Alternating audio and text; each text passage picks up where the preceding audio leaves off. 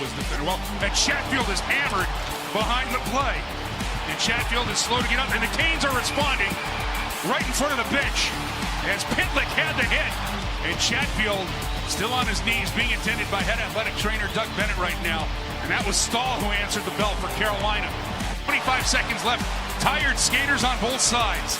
Canes can make a change. And now working his way into the Cane zone, losing an edge there was Boyum. Staal, he'll get a piece of it. Faber, 13 seconds left here.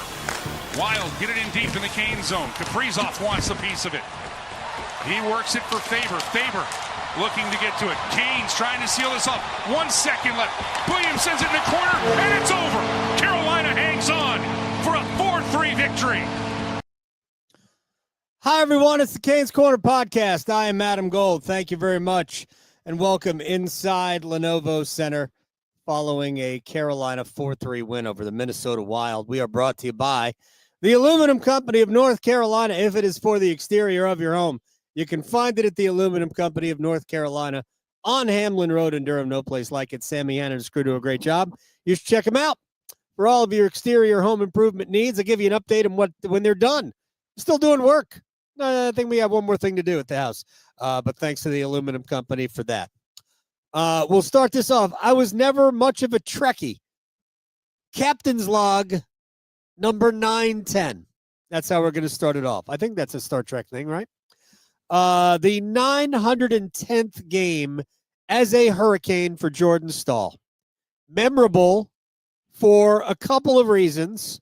One, they won it 4-3. How many times do the Hurricanes honor a player for a milestone or a record and they not play well? How many times? And it didn't start off well with the early Matt Boldy goal. But he plays in his 910th game as a Hurricane, now number one all-time in Hurricanes history. You're not going to say franchise history, Hurricanes history, passing his brother, breaking the tie that he achieved yesterday. But he also had a fight, got a 10-minute misconduct for an instigator, sat out for 17 minutes of the game, and still had a huge impact. Actually, had a huge impact because of that, because it was a statement. And then when he did come back, well, he was every bit the Jordan Staal that we love. He wins 10 of his 12 faceoffs. He makes a key defensive play late to get the puck out of the zone. So the Wild have to reset because Carolina really didn't gain control of the puck at all as the Wild had their net empty for the better part of 2 minutes, the final 2 minutes. They had some good looks, but nothing like super crazy dangerous. There was a puck that kind of bounced and just went wide of the right post. But I think Carolina did a very good job desperately defending late in the game. And they pick up a good win. But congratulations to the captain. I'll just tell you a quick story about Jordan. This is not really about Jordan. This is just about the acquisition of Jordan. And for those people who don't think that I've ever admitted a mistake, I'm about to. When the Hurricanes acquired Jordan Staal from the Pittsburgh Penguins, when was that? Like before the 2012 season, 2013 season? Not sure. Somewhere in there. You know, he had won a Stanley Cup, and he was coming up to needing a contract extension. And there were a lot of rumors that the Hurricanes were trying to acquire him and that he and his brother Eric wanted to play together. Then they made the trade. And Carolina sent Brandon Sutter, who I loved as a player, Brian Dumoulin, and I think there might have been another piece involved. But ultimately, that's what they sent to Pittsburgh. It might have been a draft pick. I don't really remember at this point. And there must have been more than that. But I just thought very highly of Brandon Sutter. And we talked to then general manager Jim Rutherford. And I said, are you worried that you gave up too much for Jordan Staal? And Rutherford was mad at me. to the point where he didn't talk to me for a year. He couldn't understand why I thought they gave up too much. I thought they did at the time. But then again, I thought that the players that they gave up had great value, and I was wrong. Not that those weren't good players. Brian Dumoulin's still in the league, and Brandon Sutter was a very good player. A poor man's version of Jordan Staal. Defensive-minded center, just never became what Jordan was. But the real misread was just how freaking good Jordan Staal is. So I have since made my peace with Jim Rutherford, or he made his peace with me. He forgave me for criticizing the trade. And the more you watch the captain of the Hurricanes, the more you admire what he means, what he stands for, who he is, the player he is, the person he is, all of it. Rod Brind'Amour is, if I didn't know better, I would say he's madly in love. But that's because to the head coach, Jordan Staal epitomizes everything there is about being a Hurricane. So when Rod Brind'Amour dreams of the perfect Hurricane, that's who he sees. That's who he sees, number 11. And I look forward to the day where his number joins his brother's up here. It will. I don't think there's any question his number is going to go up there with his brothers, and I hope there's a Stanley Cup with it. And not just for us, because we're fans and we want to see them win a Stanley Cup. And he's won one. But he deserves to win one with the Hurricanes. He does. And I think people don't, I've tried to convey it when I talk about it. I don't think people understand just how hard that whole process was for him. They joined forces because they're super close with each other. And all the brothers are close. But they've always wanted to play together. I mean, they wanted to play with Mark too. And Mark and Eric did play together for 1 year in Florida. And I guess Eric was teammates with Mark for a hot minute in New York when he went there mid-season in whatever year that was, 15, 16. But it just didn't work out for the two of them here. But the whole point was for them to become this massive Staal force for the Hurricanes.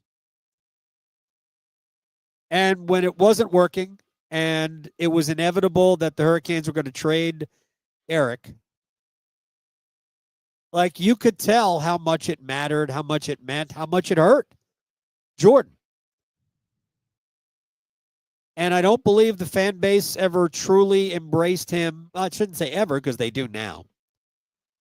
At the time, I don't think the fan base understood, just how much that meant to Jordan, that they could stay together and do this together, and how it hurt when it didn't work and Eric was not here. That felt weird.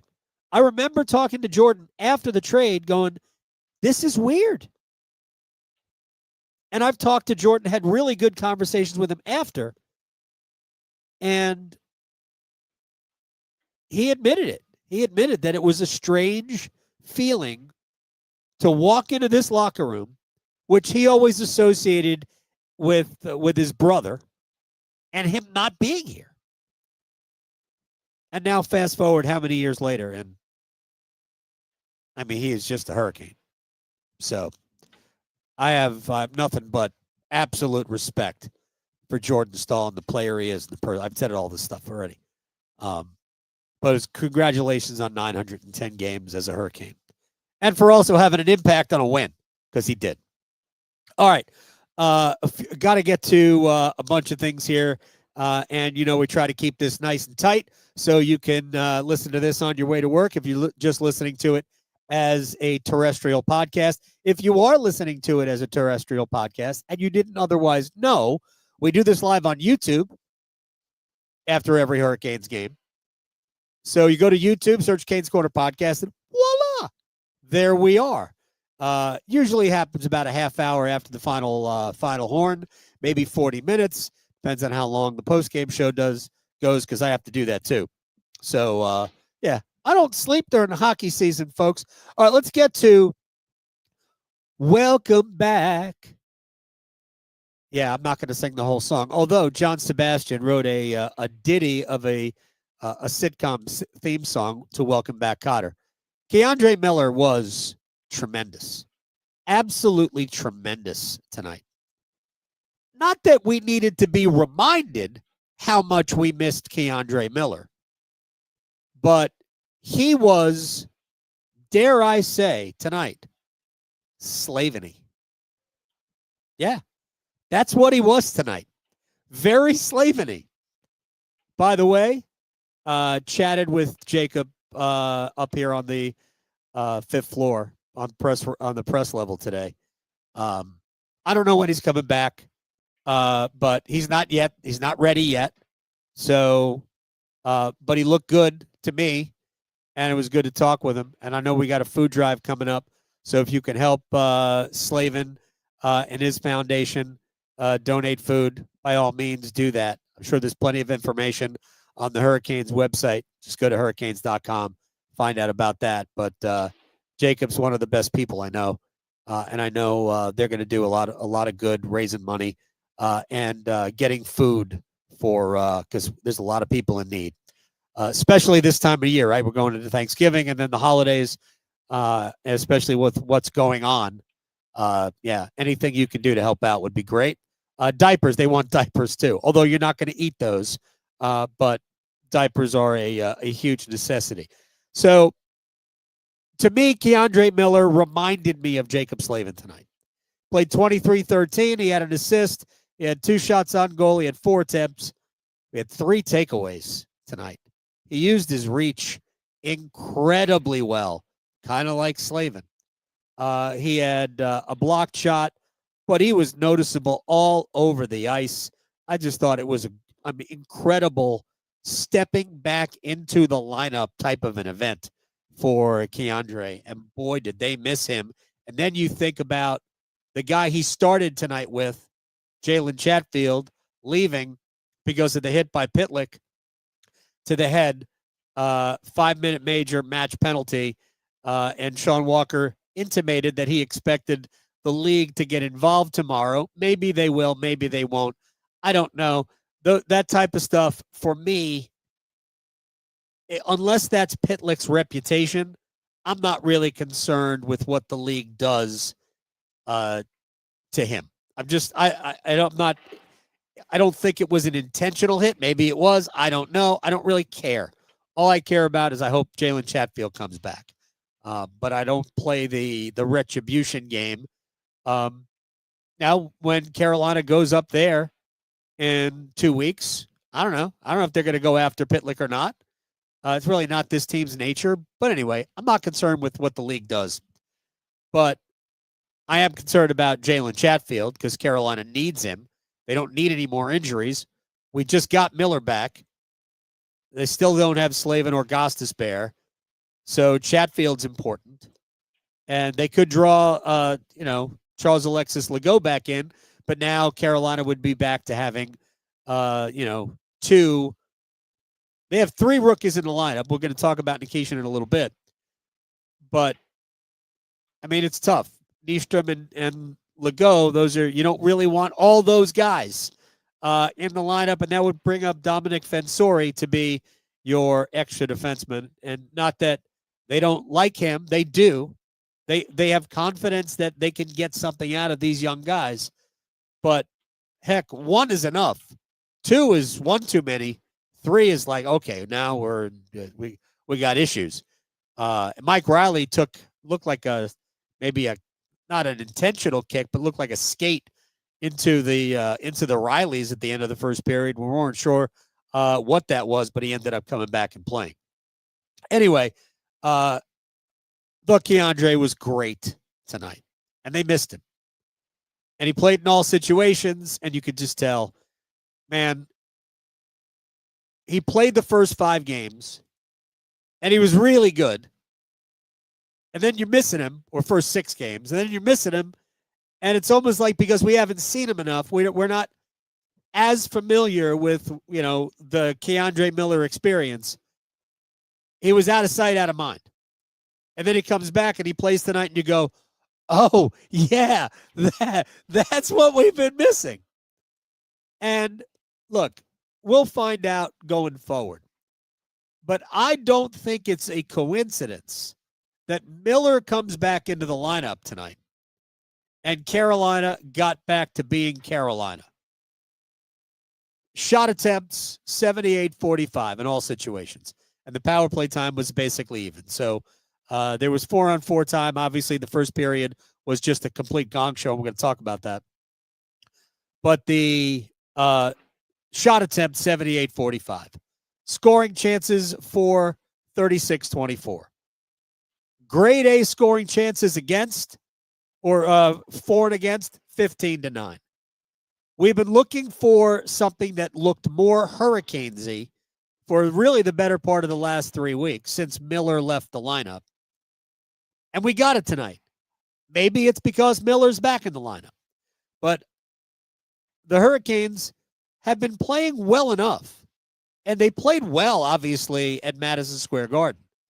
But they really weren't playing like the Hurricanes. They did not lean on the Rangers. They defended the Rangers, but they didn't impose their will or style of play on the Rangers. And then in the third period, Carolina just destroyed them in the neutral zone, and there were no shots. So, but it wasn't like Carolina lived in their end and they were pumping shot after shot after shot at Igor Shesterkin. That's not the way that game played out. Tonight, Carolina looked way more Canesy. And that's what we've been looking for. And maybe it's because Miller was back. We'll know more against Buffalo on Saturday. And then in Toronto on Sunday. We'll see how long it is before Jalen Chatfield can come back into the lineup. But I think that Miller had a lot to do with that. Just incredible, incredible stick play. And that's really where I got the Jacob Slavin feels. I was like, oh, man, look at that. He just went right around players twice and took the puck away. And he was, I thought, pretty dangerous when he wanted to be with some offensive opportunities. Another thing about this game that I thought was so fascinating was how they had 2 immediate responses to goals. So Minnesota scores to make it 2-1. And you go to 4-on-4. And before I continue with this, the hit on Chatfield by Pitlick, the response by the captain, immediate, and then sorting all that out, Carolina ends up with a 3-minute penalty, 3-minute power play. There were 2 minutes of 4-on-4 hockey, and then Carolina went on the power play for 3 minutes. A lot happened in the 4-on-4. Right? It's 1-0. Blake scores with one of those unbelievable individual moves. Rod Brindamore talked about it after the game. It's like, that was all him. And it was. I mean, he skated around in between. Like, there were 4 Minnesota Wild players there, and they were in a box, and he weaved in and around all of them and beat Philip Gustafsson with a shot to make it 1-1.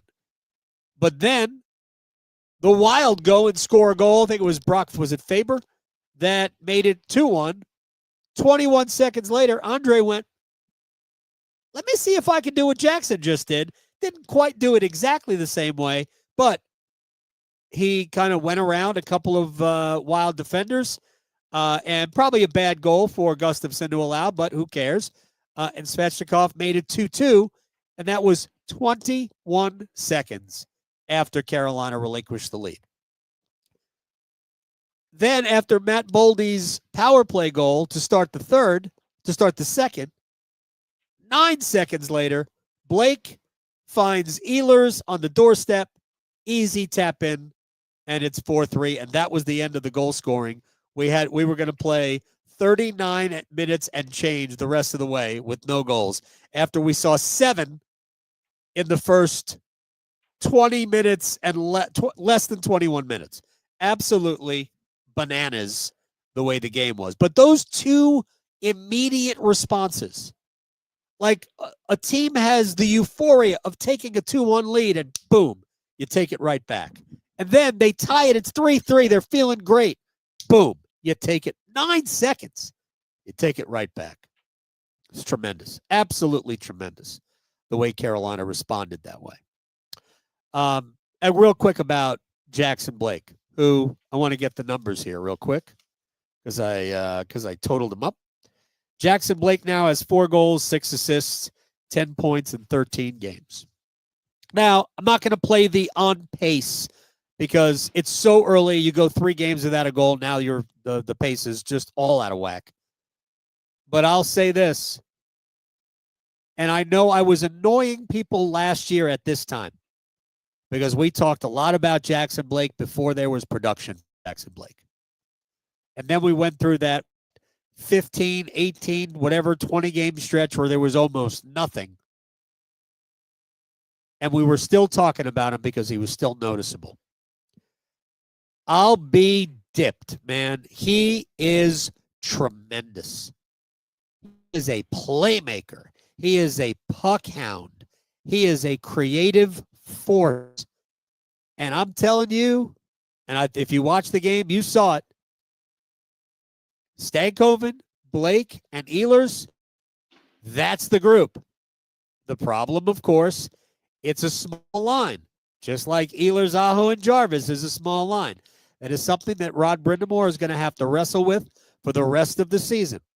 But I think that's the trio that we're going to see pretty much all year. They'll be broken up at times, but I think they'll be, at the end of it all, I think they'll be together. I said this the other day when they were putting Jarvis with Staal and Martinook. I said, it's a matter of time before we get to Aho, Jarvis, and Svechnikov. We got to it tonight, and it will bring me to this. Is Taylor Hall the new Nino Niederreiter? Remember, the last year of Nino, he played with Staal and Martinook and was great. I thought Taylor Hall looked awesome tonight. And I think what will happen is Hall will get most of the shifts with them.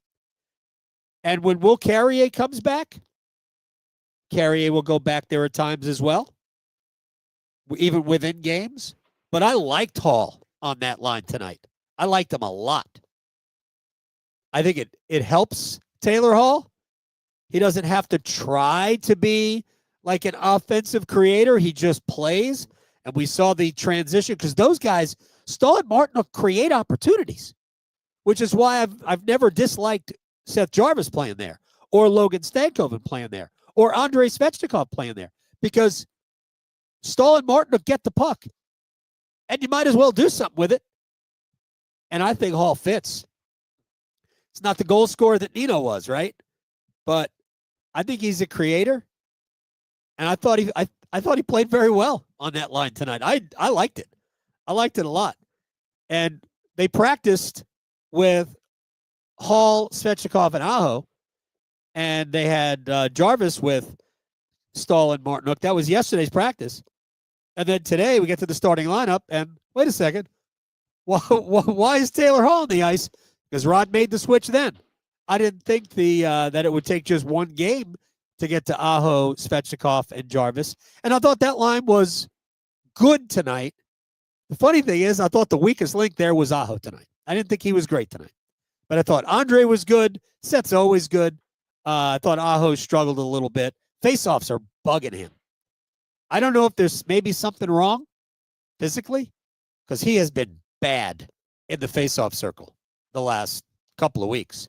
If you look at the numbers, I believe he's right around like 42, 43%.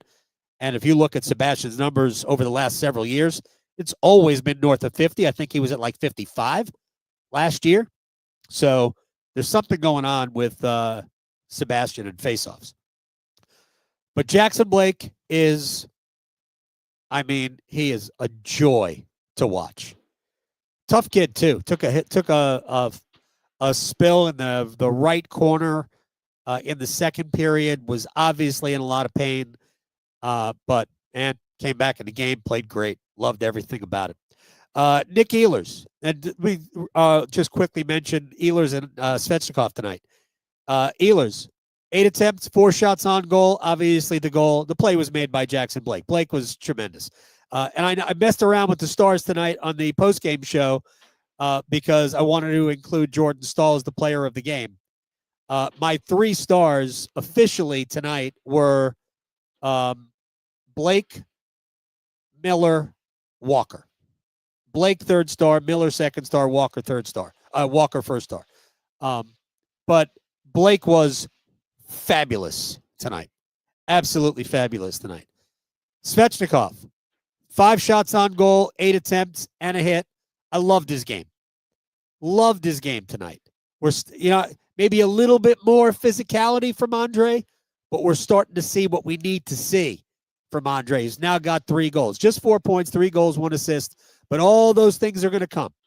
The game is going to open back up for Andrei. It's going to open back up for Nick. And at some point, Sebastian, even though the points are there, this is weird because sometimes he's playing well and the points aren't there. I think the points are there. We just need the game to get there.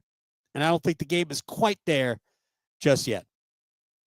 Let me talk real quick about Mark Jankowski, who I thought was super impressive in 2 ways. One, when Jordan Staal was in the penalty box for 17 minutes. Yeah, no kidding. 17 minutes. Jankowski took the majority of those shifts in between Martinook and Taylor Hall. And I thought Jankowski played very, very well. He also was good in the faceoff circle. He was 9 out of 16, played just under 12 and a half minutes. But I thought Jankowski just had a very, very solid game. I thought KK struggled a little bit. He had some good moments. Good moments around the Minnesota net. But right now, all things being equal, I think Jankowski would stay in and KK would come out. I'd be interested to see what they do with Bradley Nadeau when some of these forwards get back. Eric Robinson is close to coming back. Robinson he practiced yesterday, yellow sweater. It's an upper body injury. But if, let's just say, we're a week away from Eric Robinson, I would not send Bradley Nadeau down yet. I'd let him play a little bit more. You still want to see if there's something there that will help your power play. He's going to get time. He's going to get 10, 12 minutes a night. And I think Eric Robinson with Jankowski and Nadeau just might be, a line that could provide some offense too. So I would not send Nadeau back. Look, I want Jesperi to succeed because if he succeeds, it's good for Carolina. But he was the weak link on that line tonight. Not Nadeau. I thought Kokaniemi was. But I thought Jankowski played a very, very solid game. Loved him tonight. We keep talking about this, and I'm going to bring it up one more time. Alexander Nikishin. 24 minutes and 42 seconds tonight. That's right, 24-42. And here is Nikishin in the last now 6 games. 22-29, time on ice. 27-33, 20-28, 24-41, 23-42, 24-42. He had an assist. He was a +1. He had 3 hits. He had 6 shots on goal, or 6 shot attempts. Not all on goal. I think just 2 were on goal. The big body that Carolina needs. He can be an intimidating presence, and he's getting better and better and better and better every game. And it's fun to watch. And before we go and say, all right, now he's got to go in the top 4, that ain't going to happen. Because I think when everybody's healthy, I think we know how it's going to look. I think we're going to see it as exactly as we saw it in the opener. Slavin and Walker, Chatfield and Miller, and Nikishin with Gostisbehere when everything's healthy. And I'm looking forward to that. I'd love to see this team operate at full strength just to see what it can do. Because I do think that there is a level they can get to. This is not playoff hockey yet, but there is a regular season level they could get to where they could really go off on a tear. When we get to the postseason, and we'll talk about it as we get closer to that part of the year, there are elements they're going to need that they don't have. Because the playoffs are different from the regular season. But I love what I'm seeing from this group, and they're not even close to fully operational at this point. Final thing about tonight's game, and then maybe a broad thought about what we saw early. The Hurricanes got away with Frederik Andersen tonight. Did he make big saves late in the second and in the third? Yes, he did. First goal can't go. It's a great defensive play, by the way, by Jankowski to get that puck away from Kaprizov. Freddie's got to be able to cover that puck. So that one can't go. And I didn't like the second one either. With that said, they got away with it. Freddie is not in danger of losing his job. So everybody's got to pump the brakes on that kind of stuff. But Rod Brind'Amour is, when he gets right down to it, in the playoffs, he's going to play the goaltender that gives Carolina the best chance to win. And what we have seen from Andersen through 8 starts, it has been occasionally very good. Excellent in Colorado, right? But it wasn't very good tonight. And they need better. They need better than what Freddie is giving them currently. Long season, my money would still be on Andersen being the best of the 3 goalies. But file away what you saw on Tuesday night at Madison Square Garden. Whether people agree with this or not is irrelevant. The high end that Kochetkov has, Freddie's got that too. But Kochetkov, if he could eliminate the head-scratching goals that he allows, has a chance to take it higher. He really has all the athleticism and tools to be elite.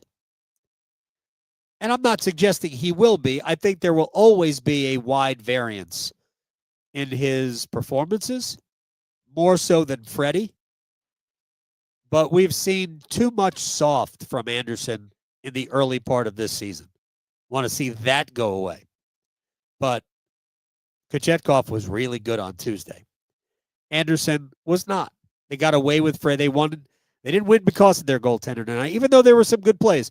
But Miller, Riley, Walker, each made spectacular defensive plays in the third period. Walker especially, but my gosh, what a year Sean Walker is having. Last year, he averaged just under 17 minutes of ice time a game.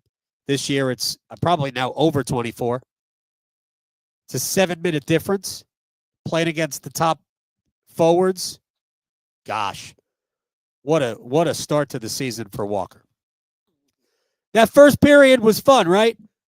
45 penalty minutes, 5 goals, 2 injuries.